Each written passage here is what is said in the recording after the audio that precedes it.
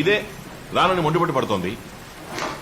ఇదిగో నా కోడల పిల్లని ఏమన్నా అన్నావో మర్యాద దక్కదు, చెప్పు తెగుద్ది. తీసుకుపోయేవాడు ఏ సింగపూర్కో అమెరికాకో తీసుకుపోవాలి.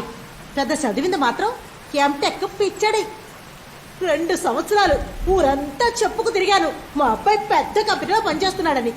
అంతలోనే తిరిగి వచ్చేసావు అరకు వ్యవసాయం చేస్తాను అని. అరకు వ్యవసాయం అట. 6వ తరగతిలోనే 4 సార్లు ఫెయిల్ అయిన నా తల్లి, దాని పేరు అరకు వ్యవసాయం కాదు, ఆర్గానిక్ వ్యవసాయం.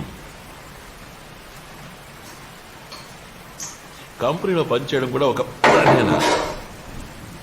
తెల్లవారుగానే కాడు గీకి లోపల పెట్టి తాళం వేసేస్తున్నారు. ఇదిగా ఇంత చిన్న కుర్చీలో రోజంతా కంప్యూటర్ చూస్తూ కూర్చుంటే వెన్నెముక అరిగిపోతుంది. గంట కొడితే ఫుడ్, రాత్రి అయితేనే తలుపులు తెరిచి వదిలేస్తున్నారు. వింటుంటే అర్థం